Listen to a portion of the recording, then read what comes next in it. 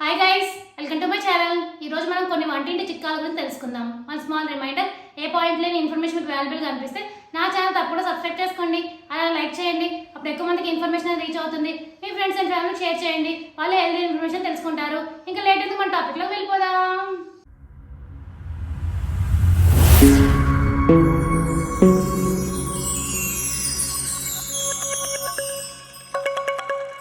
నిమ్మ, నారింజ పండ్లను ఒకే చోట భద్రపరిస్తే త్వరగా బూజు వచ్చే అవకాశం ఉంటుంది. కాబట్టి వేటికవే జాగ్రత్త చేయాలి. ఫ్లాస్క్ వాడనప్పుడు దాంట్లో కొంచెం పంచదార వేసి ఉంచడం వల్ల అది వాసన రాకుండా ఉంటుంది.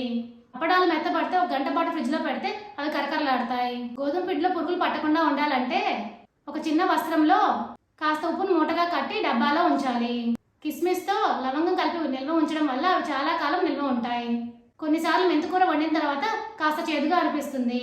అటువంటప్పుడు మెంతాకులు తీసుకొని అవి మునిగే వరకు నీరు పోసుకొని ఒక స్పూన్ ఉప్పు వేసి 15 నిమిషాల పాటు నాననివ్వాలి. తర్వాత 2-3 సార్లు కడిగి వండుకోవాలి. ఇలా చేస్తే చేదు కొంత తగ్గుతుంది. ఇప్పుడు అర్థమైంది కదా మీకు కొన్ని వంటింటి చిట్కాల గురించి. For more videos please like చేయండి, subscribe my channel. Thank you for watching my